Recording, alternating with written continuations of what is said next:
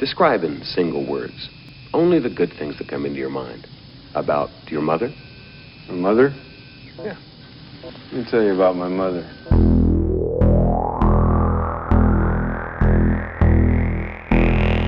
What is real?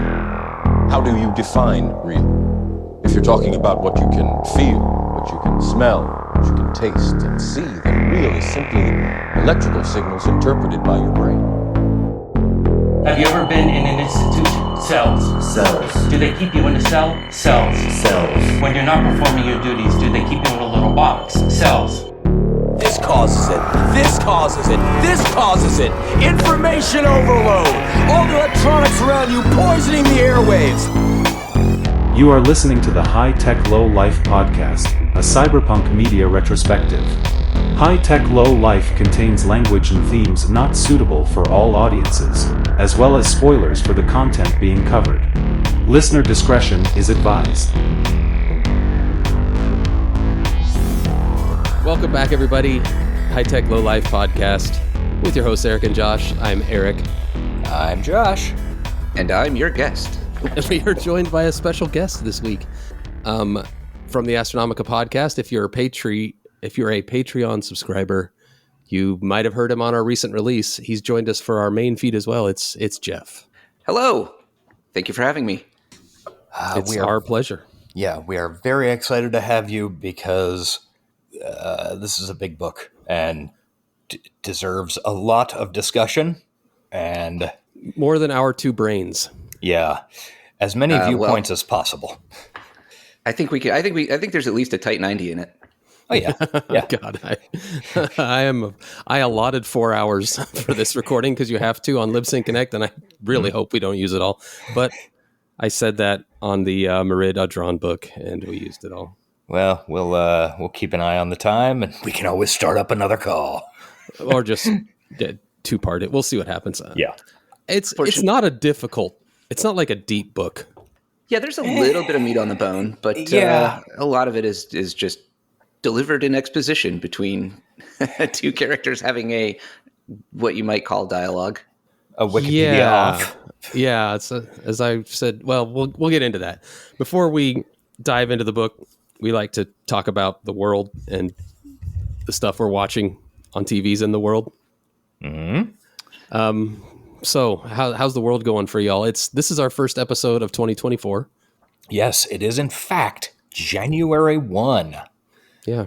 Happy New Year! Hooray! Noisemakers. I hope 2024 is just as good as 2023 for all of you. Oh my God! No, sorry, I wouldn't. I would not want to wish that on anyone. Not my favorite year. Speaking personally, that's one of the cruelest things I've ever heard. And it ended particularly bad. The reason we've been gone for 2 weeks is because I got sick. I usually don't get sick. I got sick twice this year. Once when I missed Astronomicon, and second time right here at the tail end. It's been cruel. Yeah.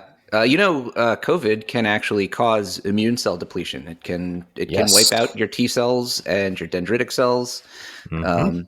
So you can not only can it potentially make you more prone to reinfection of COVID, but it can also reduce your immunity to other diseases that you previously had immunity to. So get your vaccine. Yeah, I guess I should start wearing condoms when I'm whoring it up. I mean, come on. When are you going to go back to Haiti? Yeah, exactly.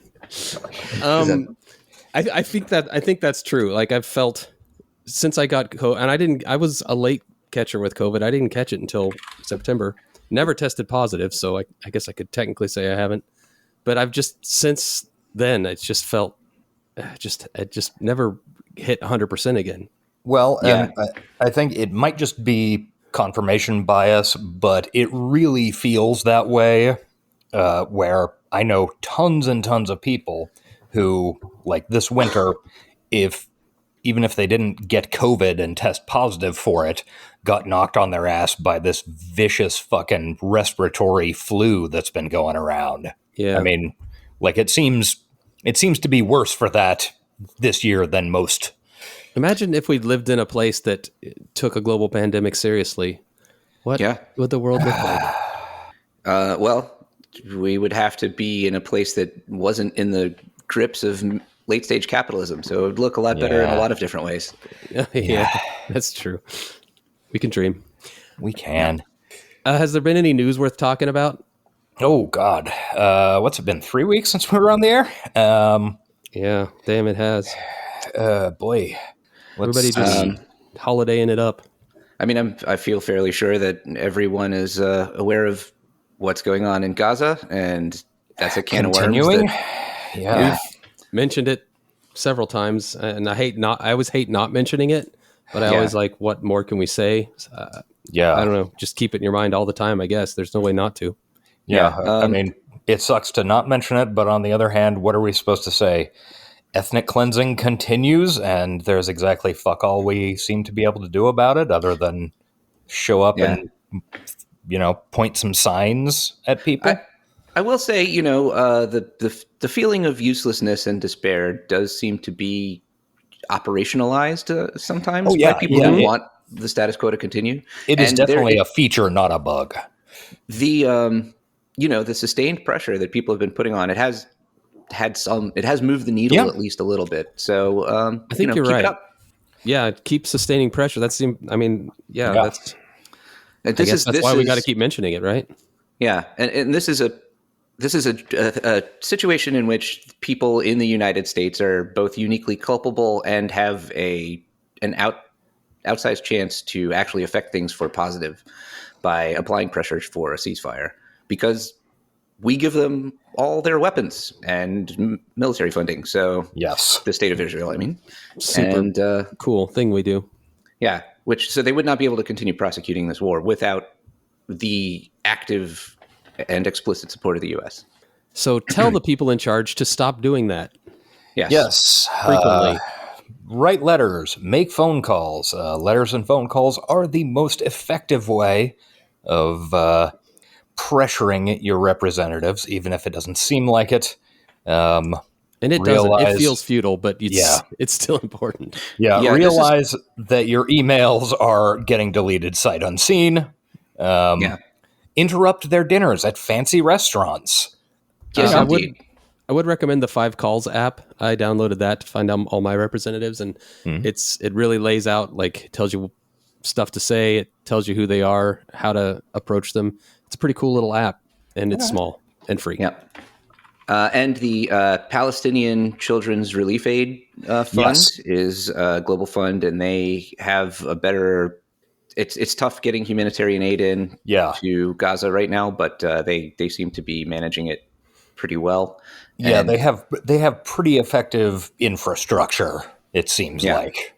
And they actually have a negative expense ratio in that they spend more delivering humanitarian aid than they receive in donations. Like, these are people that are putting their own personal assets into play as well. So it's not like the Fraternal Order of Police, where 99% of it goes to the call agency and then 1% of it goes to the evil. Yes. This is doing something good, and all of your money is going to go help kids who have been had an attempted genocide perpetrated on them. Yeah, I enjoy, sounds weird when I say it, but I enjoy researching charities to find out what are the good ones. And yeah, they are definitely one of the good ones as far as I can tell. You enjoy that? Because I hate that. It hits a specific trigger in my brain because I'm always on the lookout for how is something a scam and reinforcing power structures or that's whatever. Why I hate it, because so much of it is a scam. Well, I enjoy, my special gift in this world, if I have a single one, is just poking holes in things. I mean, in your massive dong, of course. Yeah, that too. Well, that's what he usually uses to poke holes in things. Yeah, of course, it's perfect. It's also very sharp. I mean, I'm kind of a professional hater. That's true. I'm the go-to for when my friends in academia are like, they're going to submit a paper for journals, because I'll sit there for hours and go, no, this is, why'd you write that? That doesn't make sense. That doesn't connect with the next, they hate it, but they enjoy it. So You're a hater who's natural born editor. Yeah, you've tempered your hate. There are a lot of haters out there that just exist to make other people's lives worse. Yeah. But you've used your powers for good, so that's good. Yeah, exactly. I'm a natural born hatchet man. I mean, but not not in the Shadowrun sense. Oh, okay. R.I.P. Hatchet man. Okay, well, like a juggalo. Yes, also that that. got the hatchet man. Whoop, whoop. Whoop whoop. All right, so real quick, let's talk about anything we have to recommend. I have not been watching. No, wait, I do. Actually, I saved this for the show. I watched the current phenomenon. I watched Saltburn. If you guys have heard about that. Yeah, that's on my queue. I've started it several times and been hijacked by having to tuck a kid in. And lately, every time I go tuck a kid into bed, I wind up waking up at 5 a.m. Yeah, next to them in their bed. So sure. Exactly like me and the dog the other night. Yeah. Well, it's definitely a movie. Josh, have you had a chance? I have not. It is definitely like near the top of my queue because I really liked Emerald Fennell's last film, Promising Young Woman. Yeah. I won't spoil anything. I hear a weird it's one. hot.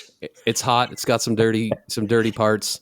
Rosamund Pike is just incredible in it. Oh yes, I have definitely heard a lot of praise for her. Never.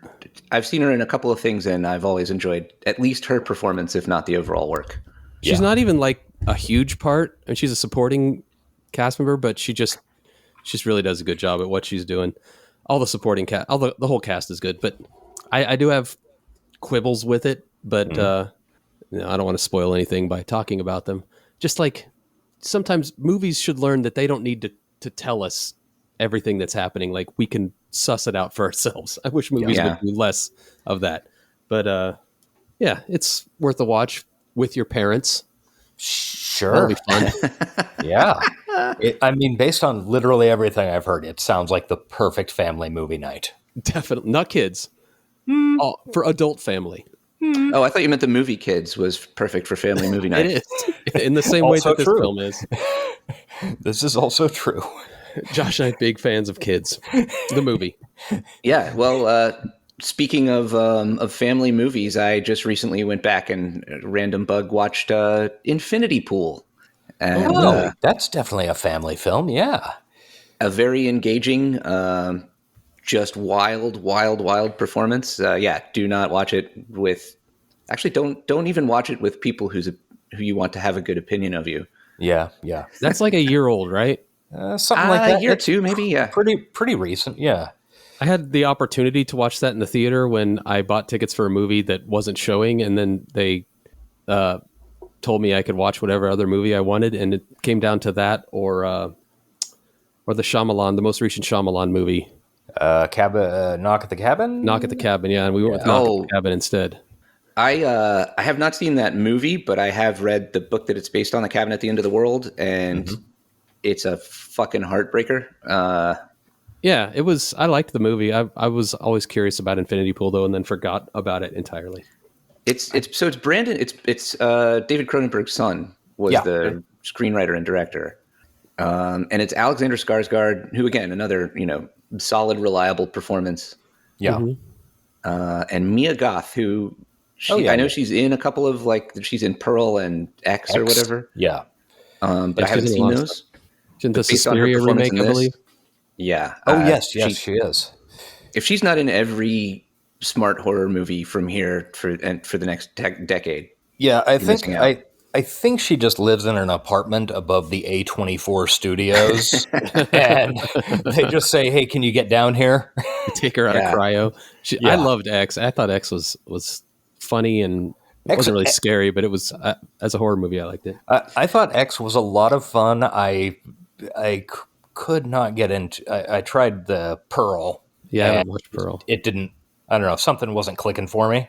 The director who made those, all of his horror movies are really good. So I'm sure Like he did Innkeepers, which was fantastic, and something about satanic worship. I can't remember the name of it. It was also great. Yeah, we were having this discussion the other day. I can't remember if it was who it was with specifically, but A24, they just don't miss. Yeah. They have a very, like, they're really well positioned in that they've got some very smart people running the show, and they're able to attract like really good talent because they're like, hey, you're a very good director and writer. Make your movie. I mean, the budgets aren't high, but make your movie. And they were like one of the first studios to listen to the strikers too, weren't they? In fact, they were never subject to the strike prohibitions because they are not a member of the Association of producers and whatever. Yeah. But also because they were already independently meeting or exceeding what the asks were from SAG and the WGA. That's awesome. So And making some of the best movies that are coming out in recent years. I think those two things are not unrelated. Yeah, it definitely helps. You can get high quality work out of people if they're not afraid for feeding their families. Yeah, exactly. And if you have like basic respect for them as humans with creative abilities, let's try this in some other fields while we're at it. And also, one thing that should not be underestimated. A24 is, I saw somebody once equate it to Supreme, the streetwear brand, for film nerds. Really? They do a tremendous business in, like, tertiary items. Like, hoodies with the A24 logo, and they have... I didn't know that. Yeah, like crossword books and shit like that. I mean, tons and tons of stuff like that, and it's very much Supreme for film nerds. It's a really interesting campaign. Or, I don't know, because I think that gives them kind of a lot of operating cash. Could be. Well, that's that. I mean, it's pretty simple. Just develop a proven track record and reputation for devotion to quality. Yeah. And continue to deliver it, and you'll have a reliable army of people who cherish your works and will support you. Yeah. That's what we do here at the High Tech Low Life podcast. I know. I mean, I know I'm preaching to the choir on that one with you guys, but yeah. Yeah. Josh, you got any recommendos? I kind of. I know you've been busy. Yeah, I've been pretty busy. I went through, and while I was doing stuff the other day, I rewatched the R.I.P. the two great Comedy Central series of the past, 5 or so years. South Side. Wait, can I guess? Oh, go ahead. I was going to say Crank Yankers. Absolutely, definitely in the last 5 years. And reruns of The Man Show. Those both seem like they're really up your alley. Yes, big exactly. Big Adam Carolla guy. Yeah. I can't even joke about that. I'm sorry. I take it back. Oh man, I used to listen to that podcast. I can't lie. It's funny for like the first couple months, and then you realize it's the same bits over and over again, and it's horrible. It's many of the same bits he was doing on the radio in 2000. I mean, like, it is shocking how little shtick that guy has. It's really bizarre. Yeah. And then Trump happened, and there's no way I would listen to it. No, seems like a nightmare. South Side, which is a very funny comedy series about people on the south side of Chicago trying to live their lives. And also Corporate, which I know I've extolled on one of our shows before, which is about people trapped in corporate hell jobs, just trying to live their lives, with Lance Reddick, R.I.P., as the president of the company. Oh, yeah. I remember you. I don't remember where that was, but I remember you specifically recommending that. Probably John in a minute.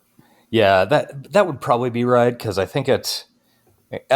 and Corporate was created by the same guys who did This Fool on Hulu. or do This Fool on This Hulu. Fool is very good.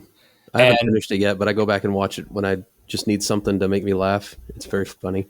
Yeah, one of the guys, well, there's a crossover. They take place in the same universe. One of the guys from Corporate, his grandmother exists as a character in This Fool, and he appears in an episode. I like cinematic universes. Yeah, it's fun. The Corporate Cinematic Universe has Aparna Nancherla, and she is always consistently great. Yeah. I mean, Agreed. I honestly, off the top of my head, I can't think of anything that I've seen her in that hasn't been great. So, Me either. Depending on your take on BoJack Horseman. I think BoJack Horseman is great. I also find it to be painfully uncomfortable.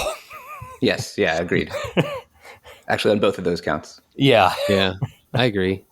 I mean, it's an incredible achievement about things that I am not happy. You know what else is great and painfully uncomfortable? What's that? A certain book I read recently. A belabored segue. Yeah, a belabored segue. Honestly, that's a pretty good way to go. Yeah.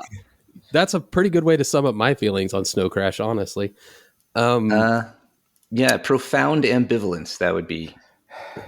So let's transition over to our main topic today. We're covering the movie Snow Crash by Neal Stephenson, and it was published in 92, I think you said, Josh? 1992, yes. I've not backed that info up. I'm just trusting you to not make me a liar. It is, yeah. Yeah. Okay. And, are we going to do overall thoughts first? I think at least, I think it's a great idea to have a sentence, a couple of sentences to lay out each of our feelings before we start digging in. We can also give background. So, first time I read it was this last couple weeks. So I'm the newbie. Geoff, when did you first read Snow Crash? I first read it in like maybe a year or two after it came out. Okay. And that was at the peak of my aforementioned on the movie recap of Burr City. That was the peak of my teenage libertarian shitheadedness. Yeah. Hadn't quite discovered the beauty of punk and anarchism as actual solutions to the problem of authority, and was just, channeling that into the capital L libertarianism, which there's a direct line between libertarianism and anarchism. I feel like there's a branch, and you either go one way or the other. Yeah. Well, Murray Rothbard, the kind of founder of American libertarianism, consciously and deliberately stole the word libertarian from the French anarchist movement. So they are dorks in sheep's clothing. Dorks in sheep. Yeah. Seems insulting to sheep, but that is a really good way to put that. Yeah, perfect. When did you first read it, Josh? I probably about the same time that Geoff did. I mean, it was out in paperback. You guys could have had an adorable meet cute in a bookstore where you both reach for it at the same time. Oh yeah, it would have been great. I mean, honestly, are you a shithead teenage libertarian too? I mean, I don't know that I hewed close enough to any. I don't think I put enough thought into any teenager. Philosophy at that time. But yeah, I mean, as you might recall, can we do anarchy? No, you cannot do anarchy. That's a classic Eric and Josh bit from the 90s. Yeah. Yeah, I honestly think based on a mutually parasocial and now social relationship with Geoff, we probably would have had a grand old fucking time. Agreed. when we were teens, or we would have had to kill each other just because it got too weird. Yeah, it's very much where do you fall on the line of birds of a feather flocking together versus like charges repelling? Because yeah.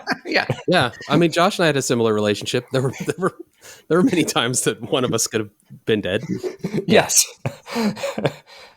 Yeah, and that's not even through direct combat. That's just through us reinforcing our own self-destructive tendencies.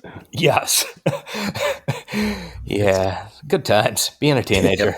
Bad times, everybody. Bad times. Yeah. So what are we thinking about Snow Crash? It's kind of one of the seminal cyberpunk works, right? At least that's how I've always viewed it, having not read it. I think that is definitely a way that people think about it nowadays. Yeah, agreed.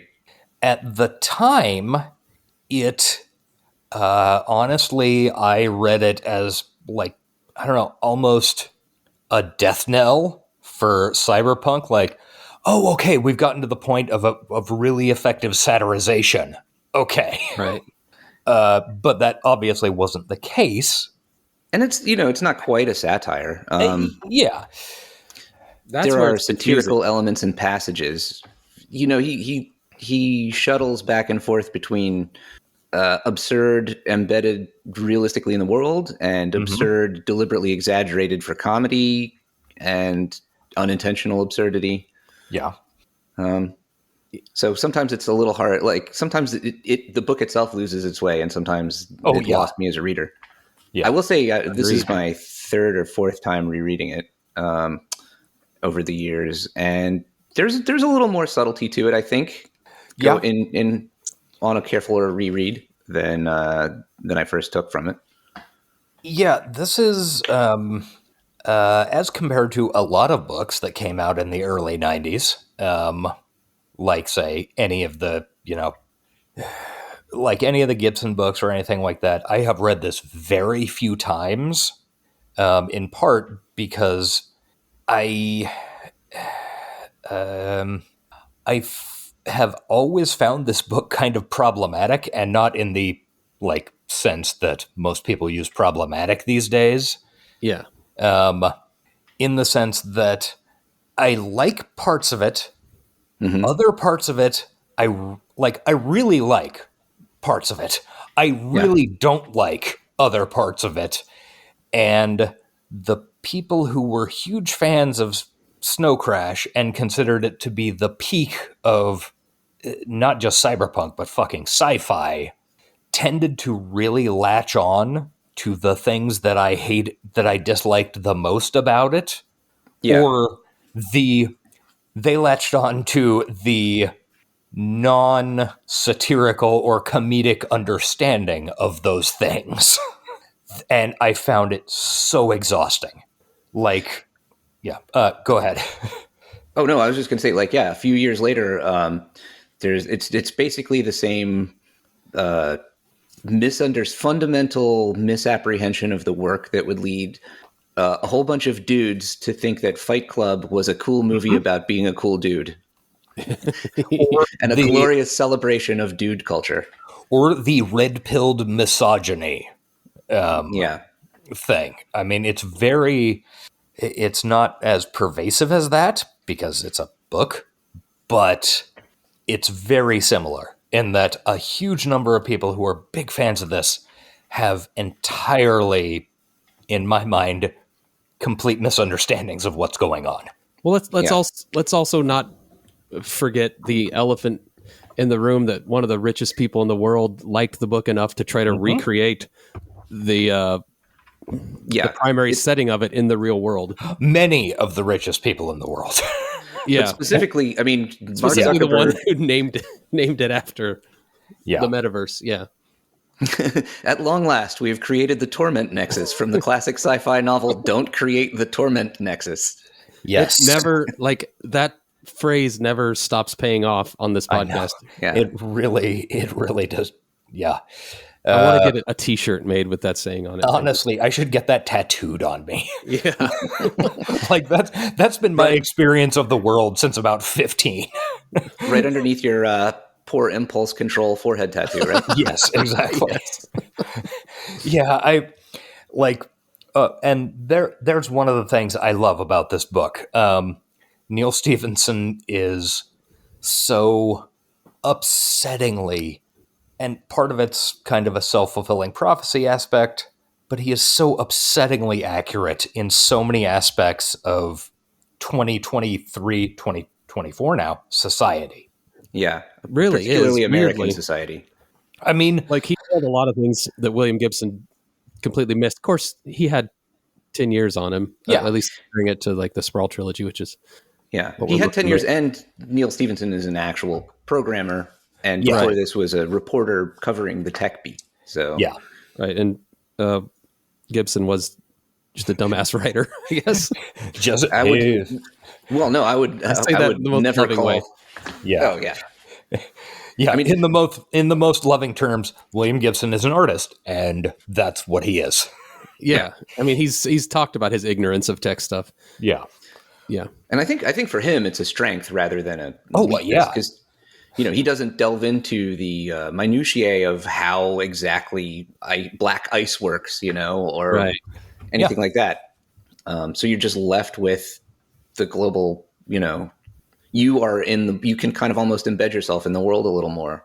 And this, there's a lot of discussion about the technical underpinnings of the metaverse in Snow Crash. Well, the Yes. metaverse seems possible. I mean, not just because Mark Zuckerberg's trying to make it and failing, but it's described in a way that seems like some of it seems absurd, but it seems like a thing that could exist. Yeah. Yeah, and that's part of why I think this book is kind of amazing and also upsetting. I think Neal Stephenson and we're going to keep running up against this bump of what is he doing intentionally heightened satirically, and what is he doing because it just works for the story, and what's he doing because he kind of thinks things are going that direction. And what's he doing because it's a funny gag? Yeah. Well, what's amazing in this book is that this book predates the World Wide Web. Yeah, it really does. I mean, So when this book came out, there wasn't even really the internet the way that most people experience the internet. It was like email and Gopher and FTP. yeah. Was there And they text-based had- browsing yet? I feel like Yeah, when did Mosaic come out? or like links. Mosaic was like late 91, but I think, if I remember right. Yeah, I got started in 94 and the web existed, but Yeah. people were just coming away from text-based browsing and all the websites were like And links BBSs, friendly or yeah. Yeah, so the initial release of NCSA Mosaic was 1993, okay. half a year after this book came out. Yeah. So he really, really, really foresaw some elements of the cultural, and in particular, like one thing that he really nails. I don't know if this is something we should delve into when we encounter it in the book, but just kind of the overall trend of a whole bunch of DIY volunteers and enthusiasts putting together a neat thing because it's neat, becoming subsumed and taken over by corporate interests and becoming like commodified and shitified, in the words of Cory Doctorow. Yeah, so depressingly spot on with those predictions. That's exactly when I started talking about this a second ago. That is exactly what I was talking about. He realized, I guess now a year and a half ahead of time, what kind of the web and what the internet was going to be. And then he decided to do the lamest possible thing with it. Yeah. Which reality then followed, which is, what do you do with this? Sell real estate. Yeah. It's not it's not even real estate, but you're selling real estate. Yeah. It's really the opposite of Trouble and Her Friends, which sold the dream we all had and then made that the future reality, because that's what we young people thought was going to happen. I don't know if you read that, Geoff, but Yeah, I did. And in response to you having it on for your show. Exciting. It's a good book. That's where we thought the internet would go. And Neal Stephenson definitely had a bigger handle on reality, unfortunately. He knew a lot more jerk-offs in Silicon Valley than we did. Exactly. Yeah, that's for sure. The guy David or DA5ID is based on somebody that he knows personally. I can't remember the guy's name, but he's an early Oh, sure. or it's sort of an amalgam of a couple of people he knows. But there's one person And that's also sort of the basis for one of the guys in Cryptonomicon. Oh, yeah. I totally see. I know the character you're talking about. I can't remember his name, but I know the character you're talking about in Cryptonomicon without even considering it for more than a second. I don't. Yeah. Well, honestly, we should probably get to Cryptonomicon at some point. Yeah. I actually really like the book episodes we do. I've been enjoying them. They're the ones I enjoy most. They're a lot harder to do than the movie ones. Oh, yeah. More investment of time and mental labor. Yeah. Speaking of which, okay, audience, I'm going to level with you here. Because of stuff going on in my life and crazy scheduling shit, I did not finish this book in time to record this episode. I've read it enough times before. I got a good handle on it. But we're not going to necessarily have the point-by-point plot breakdown, which I don't think would do this book any goddamn favors anyway. It's arguably, Stevenson didn't finish this book either, so... Yes. It would be too irritating to do the point-by-point plot breakdown. So we're just going to kind of hit the high, just the high points and discussion points. Does that sound good to everybody? Yeah, maybe it won't be a 4-hour episode if we do that too, which is a plus. Yes. A plus for our server space. Actually, this month we got all kinds of server space because we missed 2. Actually, this is January now. Never mind. God damn it. Well, I guess real quick, my opinion as someone who hadn't watched it or read it before was, and I think I was a little bit tainted by talking about it with Josh. I'm sure.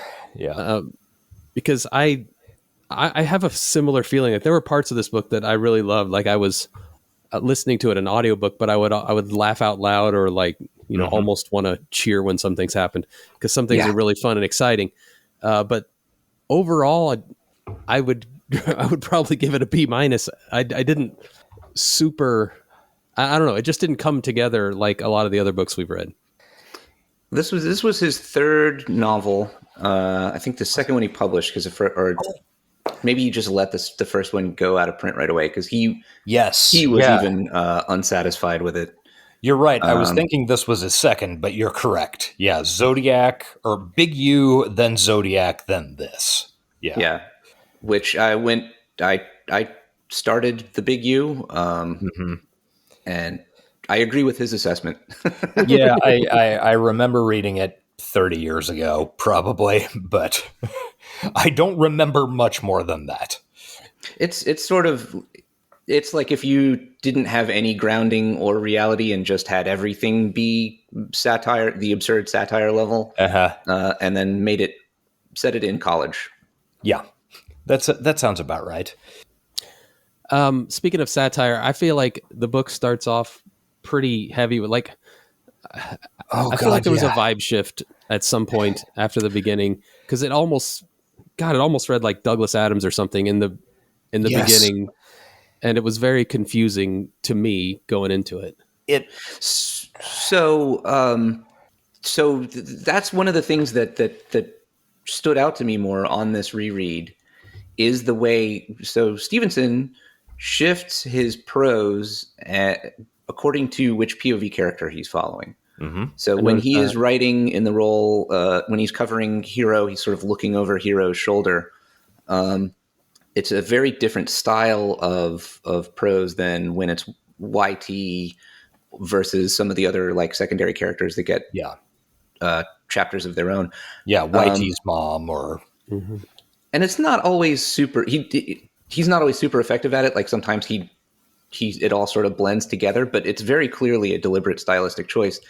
And when in this initial chapter, Hero is the deliberator. Yeah. Literally the very first line in my notes is, "Oh yeah," opens with the deliberator speech, which is what complete fucking nerds think a cool guy is. I wanted to ask that, like, Hero protagonist is insufferable. Oh, he is, yes. Is that by design? Yes, I think so. I think it's deliberate.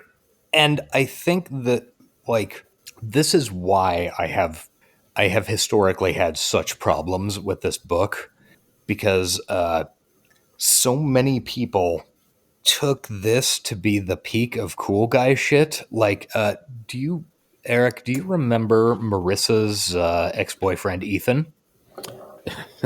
Yes, I do remember this gentleman.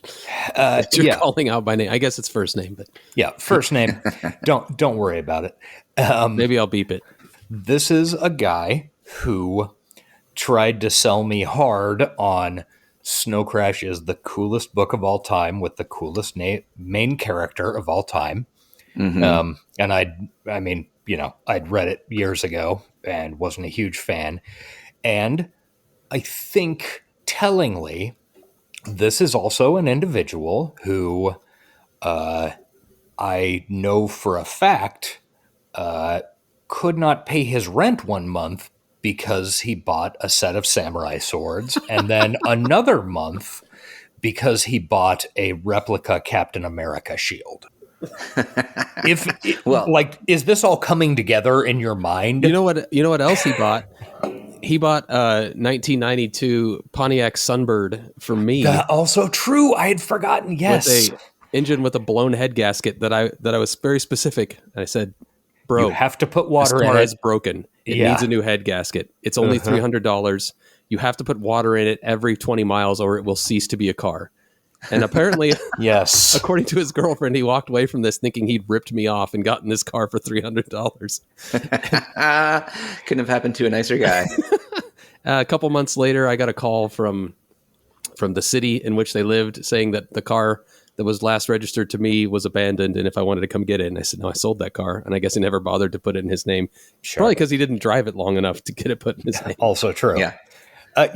And to be fair, he was a really nice guy. Oh, yeah. Like they all are.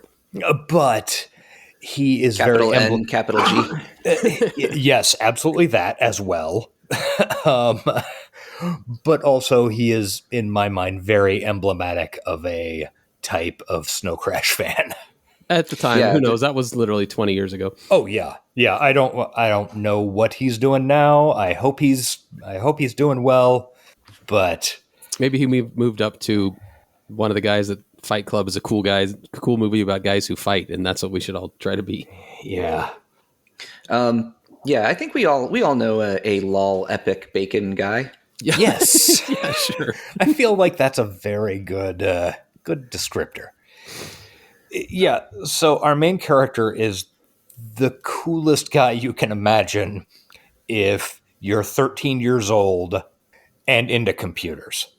Yeah. And I think, again, I think that's deliberate, like that. Yeah, it really is. The prose is distinct. This is sort of Hero's internal monologue. This is a dweebus trying to be a cool guy.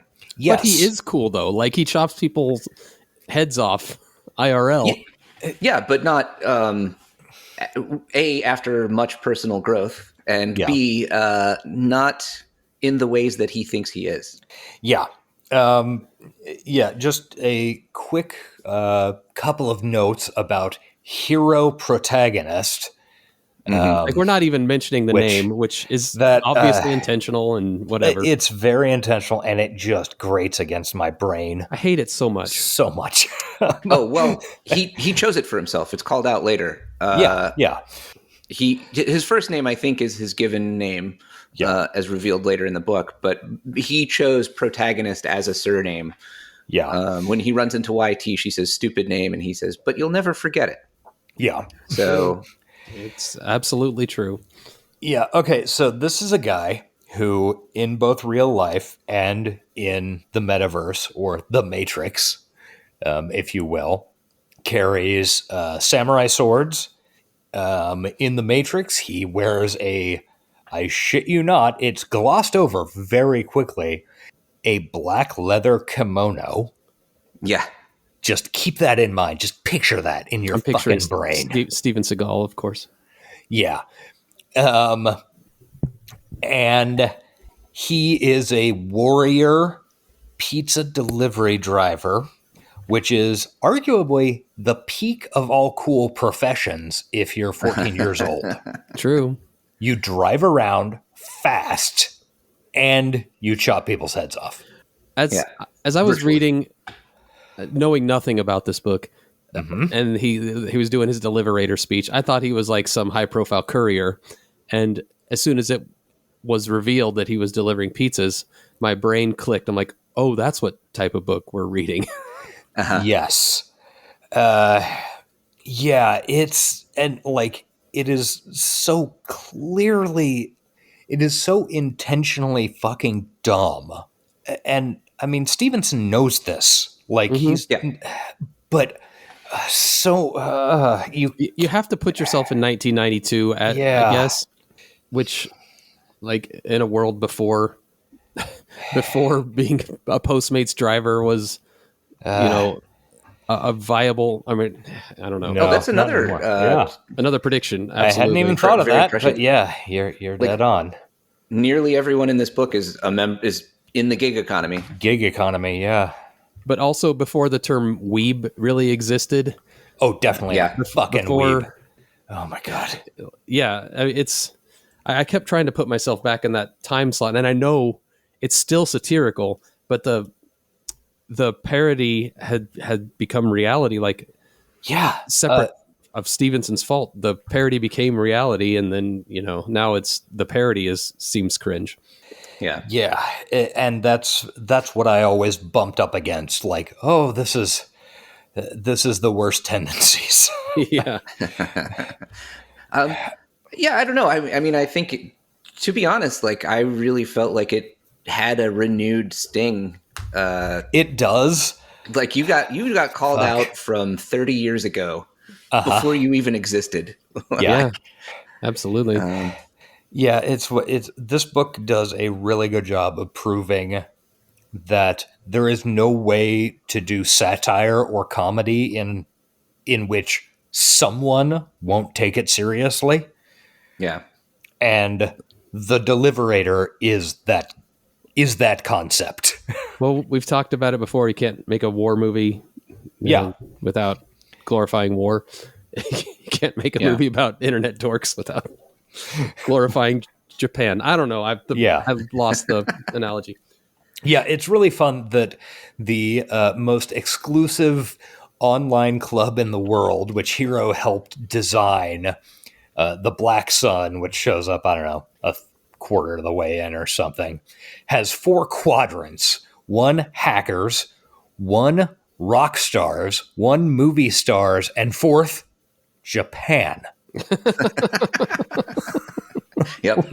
like that's the peak of all cool. Those 4 things: hackers, rock stars, movie stars, Japanese people, Japanese businessmen specifically. Yes. The 90s were a magical time.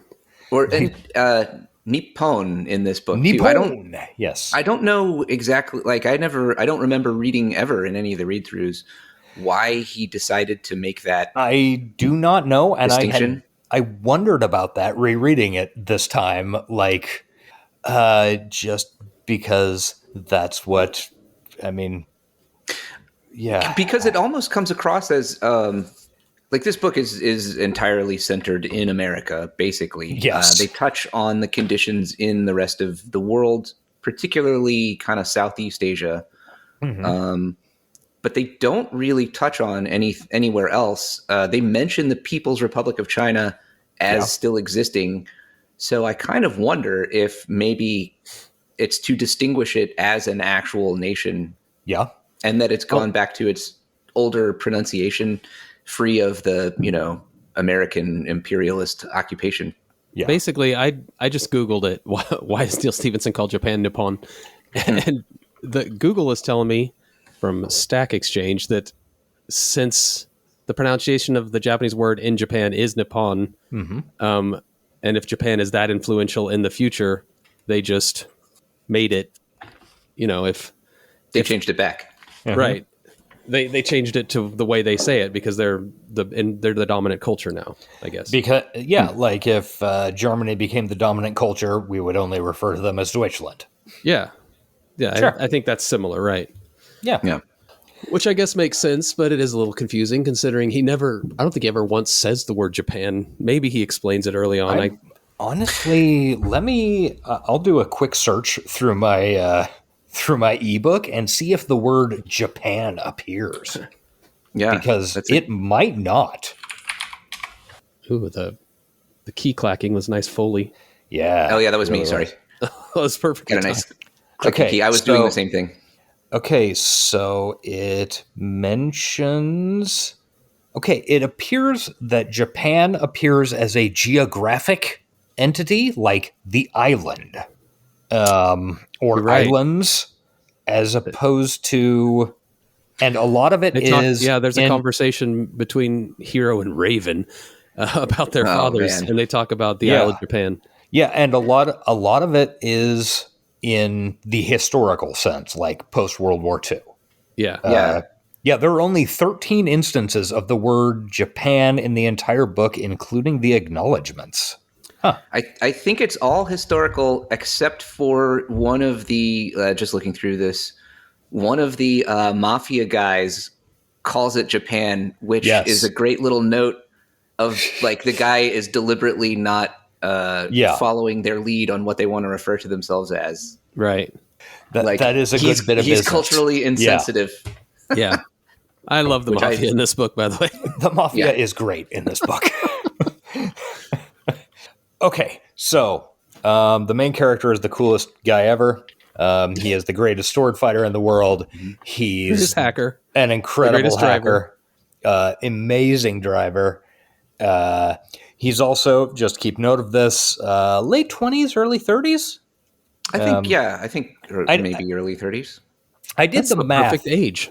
I did the math on it, and I figured out that like probably the absolute youngest he could be would be like 7 or 8 years younger than me. So, or actually a little more than that. Like, probably very mid to late 80s birth date, based on some of the stuff we get about his dad's backstory. This book's place and time is very confusing. I should add. Yeah, he went for near future in a way that's weirdly specific because it ends up having so much content about Hero's father. Well, Hero's dad lied about his age to join the military. In World War 1944, he was 16 and joined up. Yeah. And then I did a bunch of math based on Hero was a child of his very late middle age or something. Right. And also Uncle Enzo, who is an older man but not ancient, was a Vietnam vet. So yeah.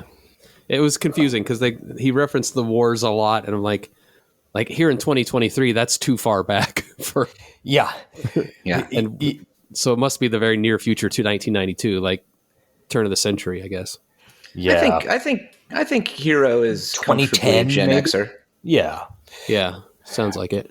I feel like that's the case, but yeah, who can say? I mean, just because Neal Stephenson is comfortably a Gen Xer. And and it doesn't matter except for the references to specific wars. That's the only time it really gets confusing. Yeah. Yeah. And I think that's one of the things that made me identify with this book is like being so close in age to Hero. Yeah, because he must have been in his 20s. He couldn't have been that much older. Yeah, I think he's somewhere in like 25 to 30-ish, if that. Well, it's the perfect age to be when you're the protagonist of a book. Yes. Our secondary protagonist, who I feel like I have to note because of our guest on this episode, I cannot stop hearing YT's voice and thinking of CB. Oh, yeah. From Astronomica.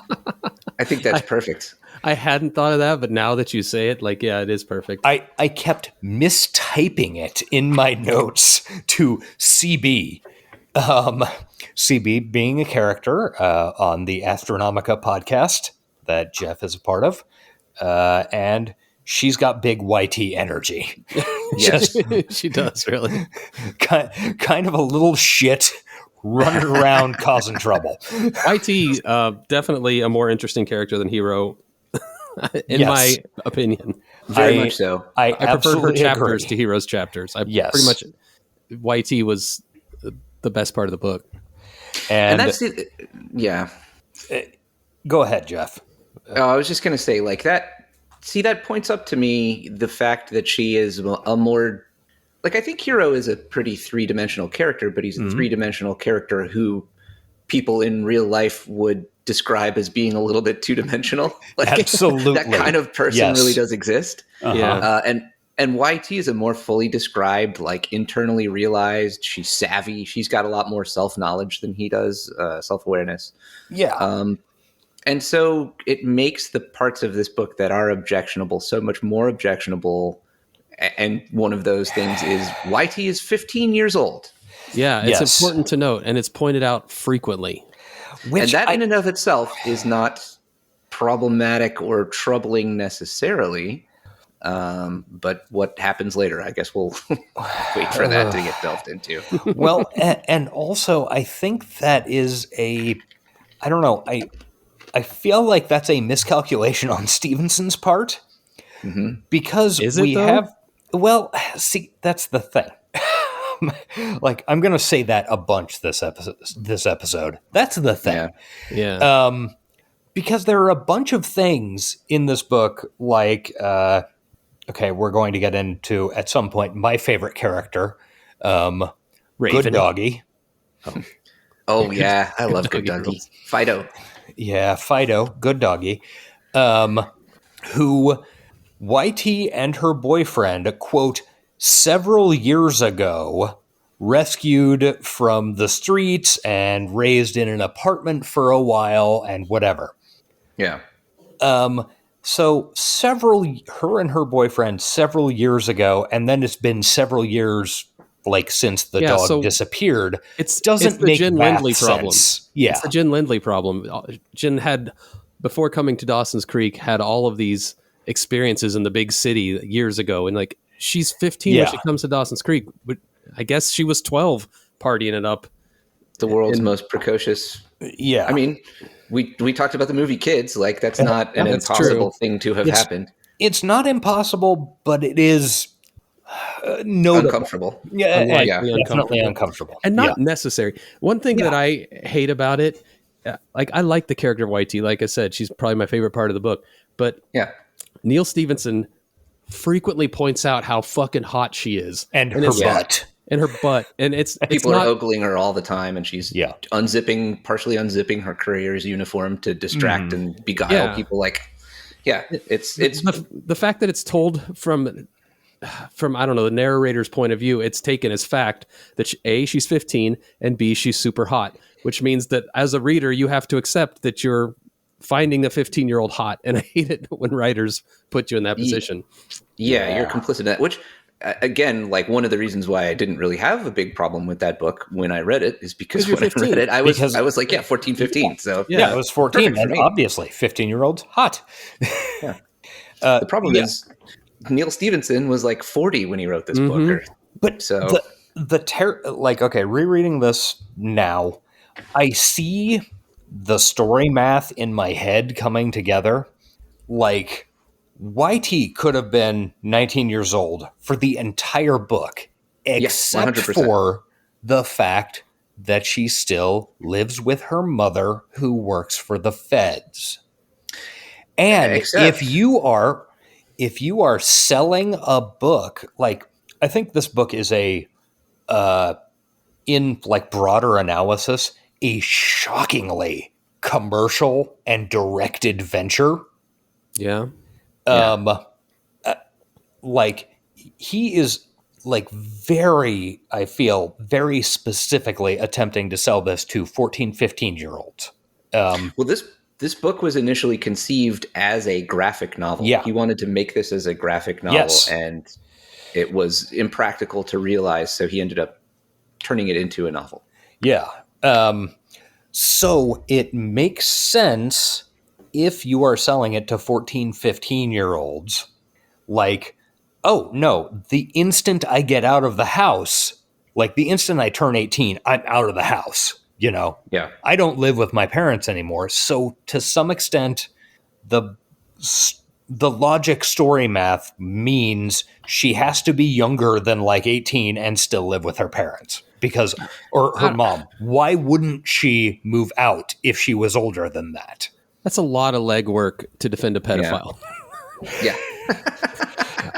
Okay. I also think, like you could make her like in the gig economy. There's plenty of people who are 19 who live with their folks, and especially in a world as dystopic and depressing as the one depicted in this book and the one we live in is becoming. Absolutely true. But remember, we're talking to 14-year-olds in 1992 when the economy is it was a different world. Bang. Like I remember, it was okay to mantra, be a skeevy old man back then. Yeah, the mantra in my house was when you hit 18, you're moving out. Yeah. And I think that was pretty common back then. And so I get that defense, but at the same time, like, it's we know still dozens of people gross. who were 22 and still lived at home, and it wasn't that weird. Yeah. It's not that weird now. It wasn't that weird then. Like, Plus, there's other ways out. You could have made the mother disabled or something. That she had to take care of her. Yeah. It's just. I think it would have. I think you're right. I think it is because it's deliberately trying to be something else. I think it would have made for a more complex, complicated, and satisfying work if she had been an adult. And she didn't even. The plot point with her mom, like she didn't have to live with her mom. Like he's an author. He invented a whole fucking world. Like he could have. Yeah, you are absolutely right. I am saying I see the algorithm that went into this because of like the way the book is as commercial as it possibly can be, which is why the opening chapter is the coolest guy in the world doing the coolest job in the world. That's true. In a monologue. I mean, we could complain about YT's age. I mean, obviously it's the biggest. It's the most problematic part of the book. There are other smaller ones, I think. Yeah. But I don't think there's any argument that he shouldn't have made YT in her 20s. I agree. Yeah. And I think it would have been a better work if he had. The only other thing I think that the only other points, well, one, YT is so savvy that I think at 19 she would have her shit together too much to have messed around with any of this. Also true. But again, you could change change some aspect of the story. Like he made her up. He could change that. Mm-hmm. But also she does do a lot of this just for the lols. Mm-hmm. Yeah. Well, I mean, like her naivety plays into the story. Like she like when she pulls out the dog tags that Uncle Enzo gives her as a talisman, thinking that somehow it will have some weight, and it's actually a good character note that she is naive enough to think that might work. Yeah. And an interesting narrative note that it doesn't. Yeah. But I don't know. Maybe I'm particularly weirded out by it because I spent Christmas with my 14-year-old niece who. Oh my God, no. I can't. Is she a skateboard courier? Oh, Jesus. That math just hit me. Yeah, she is 14. It's weird. Jesus Christ. To think that in a year, like not just the gross stuff involving YT, but like just some of the she's a little too savvy. Like I think she would have been a more realistic character as a 20-year-old than as a 15-year-old. Yeah, except I will say, people from collapsed societies necessarily have to become self-sufficient faster. True. And that is, that plays into this too. But again, like I think Josh has hit the nail on the head. Like the only reason she's the age she is prurient, like interest to appeal to readers. And maybe a little bit of perversion on. I don't know with Neal Stephenson. I don't know anything about him, but some of the stuff you write, it seems like I don't know. As far as I also there is the inherent joke to be made that this is clearly a very ANCAP future. Just a narco-capitalism as far as the eye can see. And there's the inherent joke to be made that, well, the joke that's always made about ANCAPs. The only bit of knowledge that ANCAPs know is the age of consent. Yeah. So that's not even really a joke. That's just an accurate observation. I guess the only punchline. Yeah. Which is, terribly, terribly accurate. Yeah. It should also be noted that our protagonist of the story is not white, which I believe Neal Stephenson's white. Am I wrong in that? Yes, he is. Okay. Yeah, he's super white. He's from a college town in Iowa. So Hero is half Japanese and half black, which factors into the story. And YT is black as well. So I just think that's interesting. I don't know. It makes for some interesting scenarios later in the book anyway. I didn't know that they actually described her ethnicity. I didn't remember. I thought they did. Maybe I could be wrong. Somebody calls her Whitey at one point, mistaking her YT. Yeah, I thought that was like. Yeah, I don't remember. Maybe I'm wrong. I don't know. I pictured her as a black kid.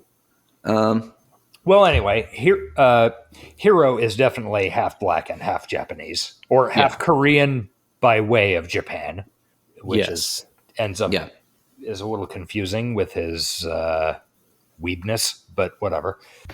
Well, I think it. I mean, I think that is a deliberate choice, and then that was the other part of making her so young is that she is an outsider to, like, she's not a powerful person with access, and neither is Hero, despite potentially being so. Like, I think those are deliberate choices, which I do think are justifiable and justified. Yeah, no, I agree. And then the other thing, like, you could leave her as 15 and just not have all the creepy shit. Yeah, don't constantly talk about her butt. Yeah, or like have the leering prison guard like leer at her, but you don't have to make the reader complicit in doing that with other passages describing it. Yeah, there are people that leer at kids, and they are bad, and they can exist in books.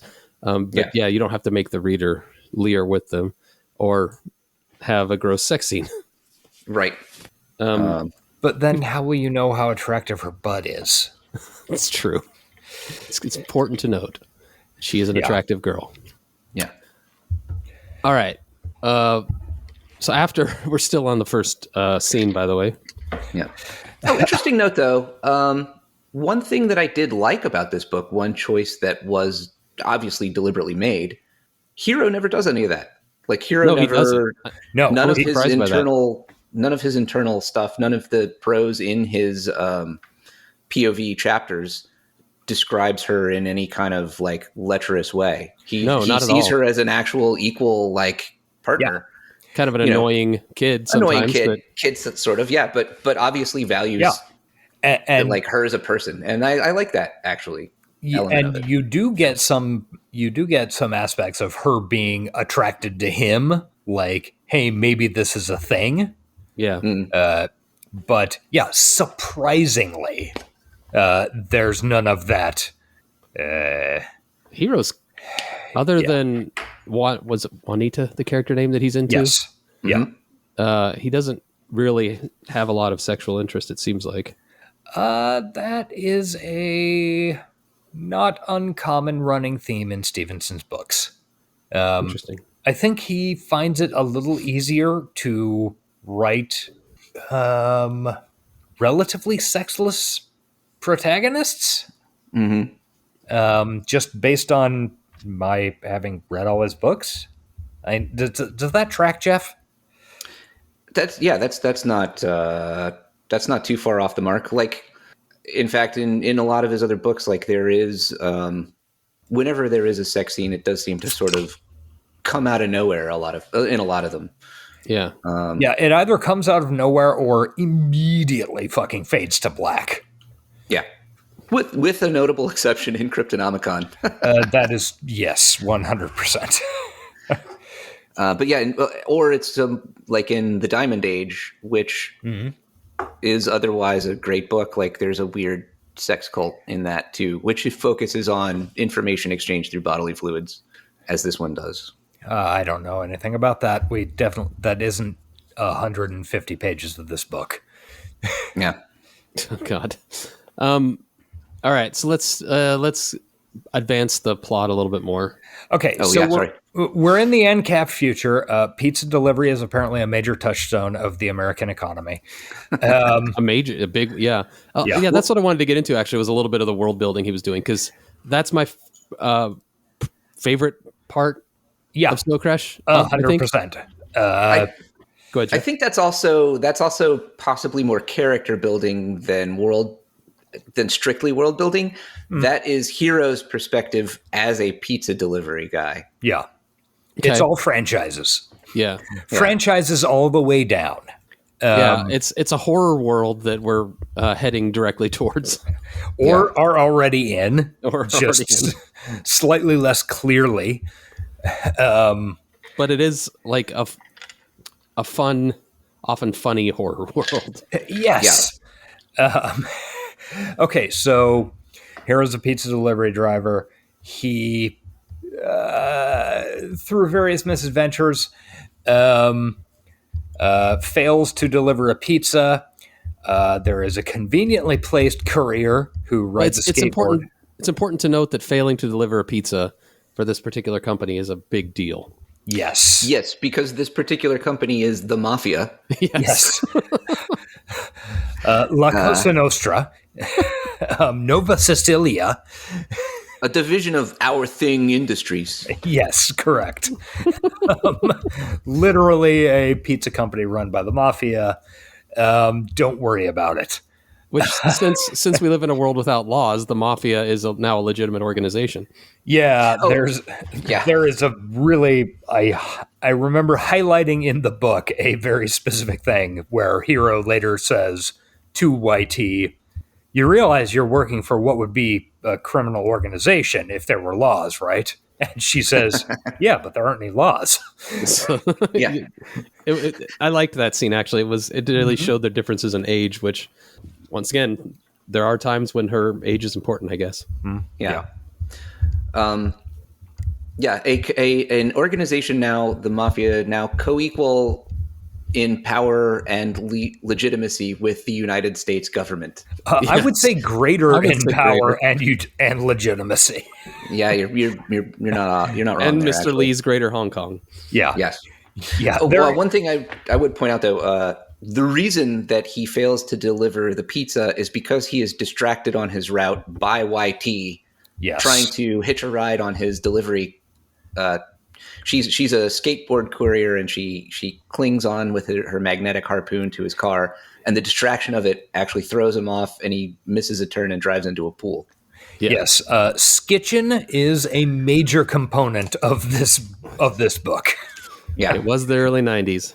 Yeah, it really was. YT skateboard is very fucking cool. Yeah, her whole outfit is. Yeah, badass. Yeah, she is the much cooler actual, like even beyond just being more of a character, she is much cooler than Hero. Samurai swords or no.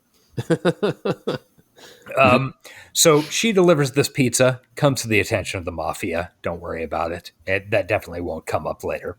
But Hero gets fired. Yeah, Hero ends up getting fired because he fails to deliver. But you don't just get fired when you get fired from Uncle Enzo's organization. You also owe them like a life debt, basically. Yes. Yeah. So Uncle Enzo's my favorite character of the book. Uncle Enzo is pretty great.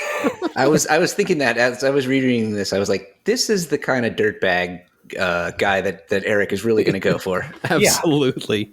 He's great. Yeah. Just both Uncle Enzo and the guy with the glass eye. Oh God, Fish eye. Fish eye is great. Real name unknown. Too good for this world. Yeah. So, Josh, is that you tapping your desk? Oh, it very well might have been. Sorry.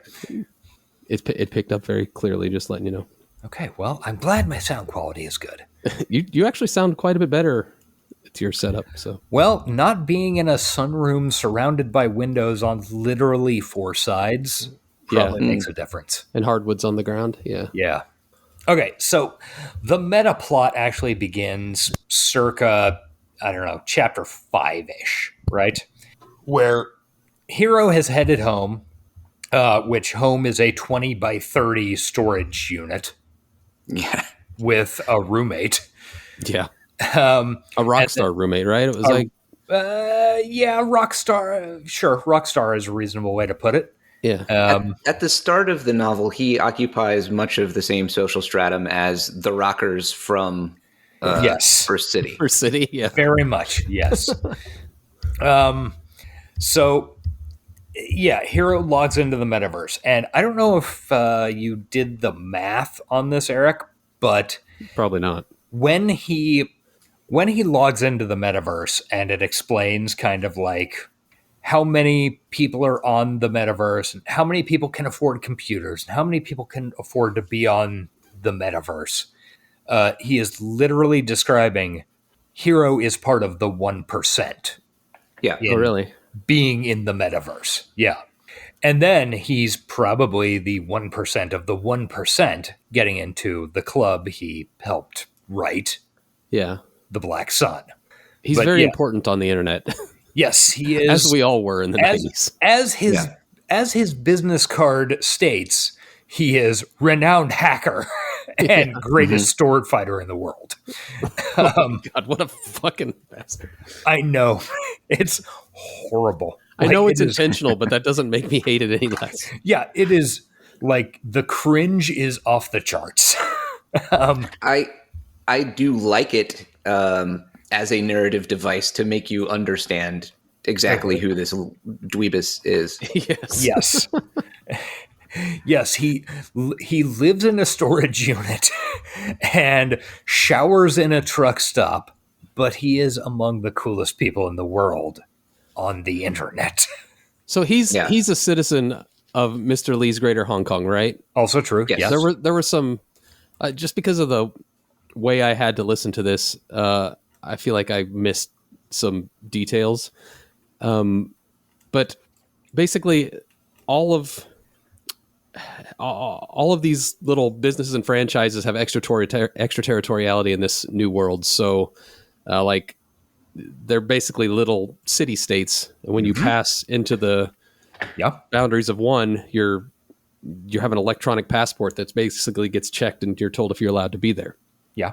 Well, there are so a lot of the, like New South Africa and the Confederate States are compounds. Like Yeah. the territory is enclosed entirely, but it's pointed out that Mr. Lee's Greater Hong Kong is actually fragmentary.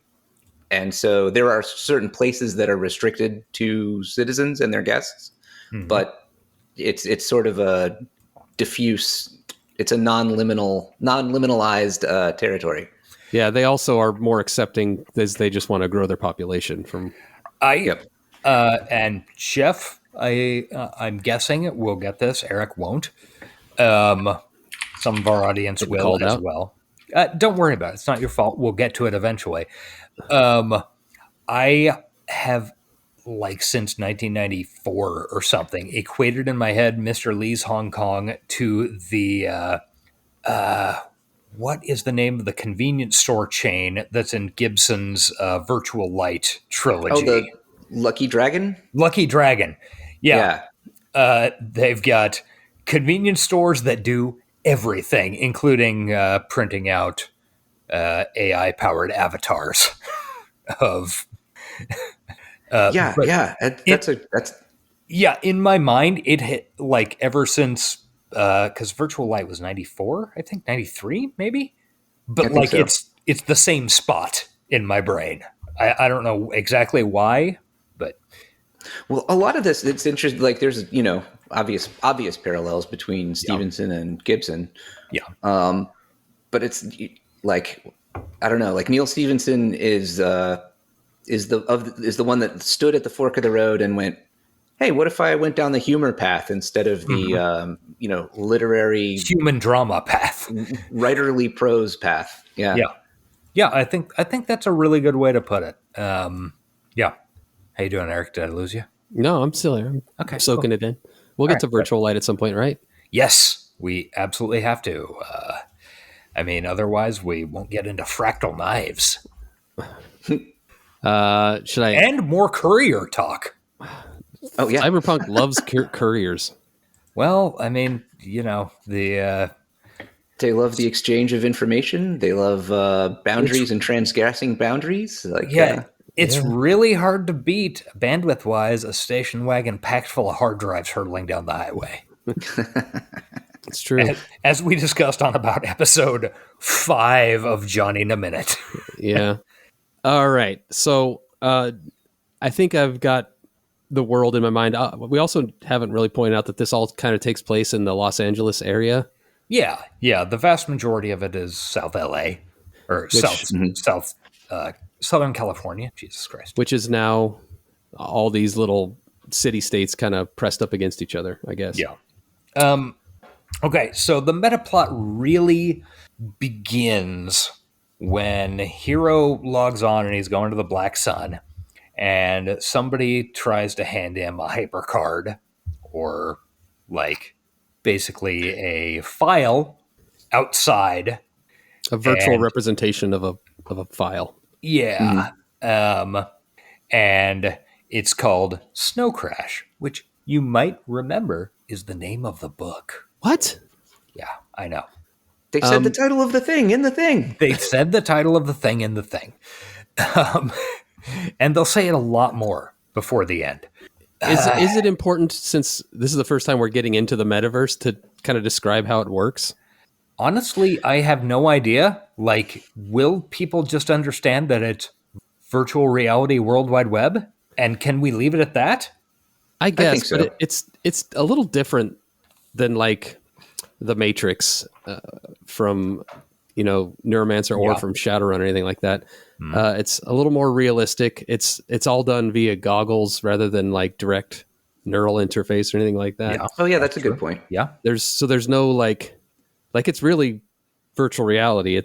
There's not touch sensation, I don't believe. No, there's explicitly not any haptic feedback at all. Yeah. Although he still goes to the bar and orders drinks, so a lot of it's confusing sometimes. But I think there are a few points in this book where Stephenson loses track of what he's actually doing. Yeah. Well, actually, when he orders a drink in the bar, he has a beer nearby. Right, that's true. In real life that he's drinking, and it points out later on that he's forgotten to swallow the real beer that's in his mouth. Yep. I just think it's important to point out that this is truly virtual reality, not as we know it, not as it's portrayed in a lot of sci-fi. And I think that's a crucial distinction too, because unlike in The Matrix, they thought there was no risk from anything that happened online. You're just looking at pictures. How can that hurt you? Yeah, exactly. So they didn't build in any inherent defenses against something like that. Unlike black ice being a thing in Gibson, which can directly affect your neural pathways. So that's not a worry in this, except to your computer's operating system. It's not a worry to your brain, right? Sure. Right. That's why we should just take whatever cards are offered to us by weird strangers standing outside of bars that we built. Egg-sharkedly.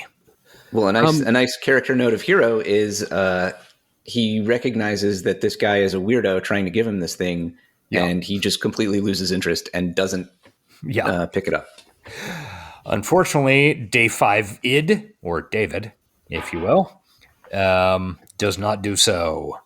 David is his co-founder, along with his ex-girlfriend Juanita of the Black Sun, and who accepted the hypercard from this weird-looking guy, and decides to give it a go. Gives it a go. It appears to be a bitmap, and then he drops offline. Don't worry about it. It's probably not important. Normal connectivity issues. Yeah, it was clearly a virus that messed up his computer, and he got a little too cocky. Didn't realize. Yeah. Thought his virus protection was good enough. It wasn't. Oh well, he'll be back. Yeah. And it's treated as like a joke. Oh, he got. This hilarious. Hacker, and he. Yeah, everybody has a laugh about it and move on. Everybody being the hackers, the rockers, and the Japanese people. The hackers, the rockers, the movie stars, the Japanese. The movie stars. Forgot this. Yes. It's also important to point out, I believe this is the scene where Hero walks in looking like Hero with his swords and is challenged by one of the Japanese businessmen. Yes. Who asks him where he got those swords, which it's the metaverse, so it's kind of confusing. He could have just made them. But then he tells a story. He specifically asks him, like, he says, "Do you carry those in real life?" Yeah. Oh, right, right. Anyway, they get into a Japanese sword fight, and the Japanese businessman is decapitated and delaminated and everything. But this is a way to show us what happens when you die in the metaverse, which is basically bots come and sweep up your remains, and then you can log back in later. Bots that Hero programmed, by the way. Yes. Which it is mentioned that A, Hero is, again, the greatest sword fighter in the world, and B, he also wrote the sword fighting. He wrote the sword fighting programming for the metaverse. So, maybe that has something to do with it. Don't worry about it. It's dropped in like half a sentence, and you're sort of not supposed to notice it, but it is very funny. Serious question. Yes. A little bit off topic. Do you guys think that Mark Zuckerberg's business cards say the greatest sword fighter in the world on them? No, I believe there's a greater than zero chance. I think there is a greater than zero chance, but I do believe they, in fact, say, "I'm CEO, bitch." Oh. Wow. Even. They did at one point, didn't they? Yeah. That's much... Because he's a very cool guy who is totally normal and not a Hopper face stretched over. I feel like... How dare you? I know, that is insulting to Hopper. Zuckerberg he has a much more human aspect than Zuckerberg. Much like George W. Bush getting his image cleansed in the wake of Trump, I feel like Zuckerberg gets cleansed in the wake of Elon, but he's an equal... piece of garbage. Still very bad. He's an evil piece of garbage who has less of a thirst for the spotlight and is smart enough to listen to his PR team tell him not to be in the spotlight. Yeah, I agree. I think we are a little under 2 hours into our recording right now. Oh God. Okay. This is probably like right before the shit starts getting real in the book, a good place to break the episode. And sounds reasonable. We could just kind of cut it off here, do an outro, and pick up again. We don't even have to stop recording, but it's just, I find it's cleaner rather than putting an artificial cut to actually do it.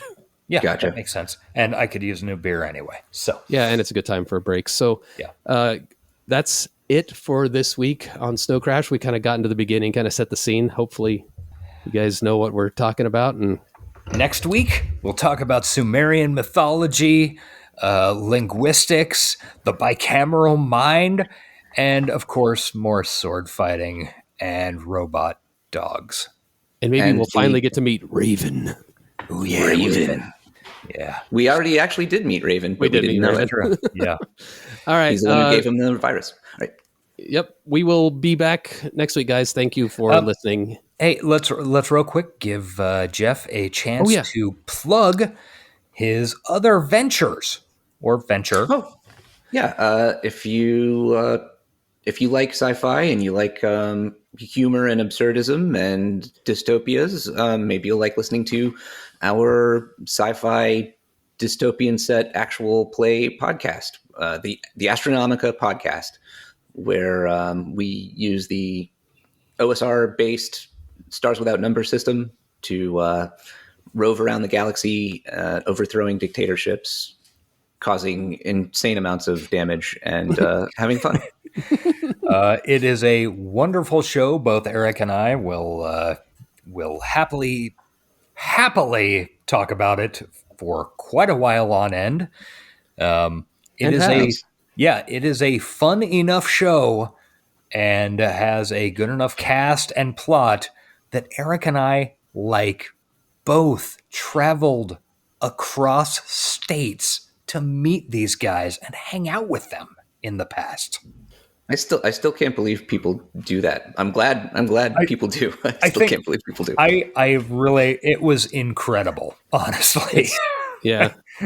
Like, going to Astronomicon was like, it reminded me of back in the day when my IRC channel would have real life meetups. exactly. Yeah. It does scratch that nostalgia itch. It's a computer-free LAN party. I'd put it that way. Yeah, basically. Yeah, it very much is. It's a ton of fun. But you don't have to meet these people to enjoy the show if that's what you're into. So check it out on all your podcasting platforms, please.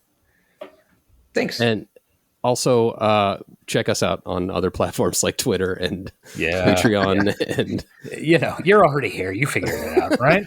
Right?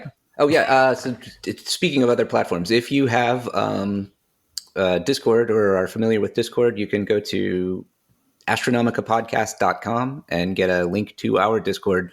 We have largely abandoned Twitter and Reddit and a lot of the others.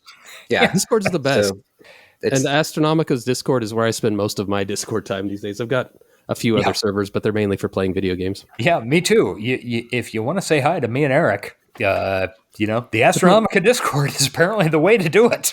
Yep. We've had a few people follow us there, and they've enjoyed Astronomica as well. Yes, absolutely. Yeah. Don't just show up and like kiss our asses or something. That'd be weird. You could do that. I give you permission. If you just like them but don't want to listen to us, come on our Discord and hang out with Eric and Josh. It would make me feel weird. And then do Secret Santa. Yeah. All right.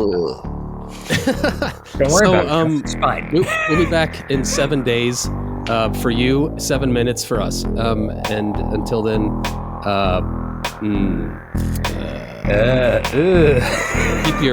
keep your poons magnetized. Wow. It's not in the book, but it should have been. All right, bye. This has been the High Tech Low Life podcast. Find us on Twitter at Johnny60seconds, email us at hightechlowlifepodcast@gmail.com, and find us on Patreon at patreon.com/hightechlowlife. Theme music by Nihilor at nihilor.com. Thank you for listening.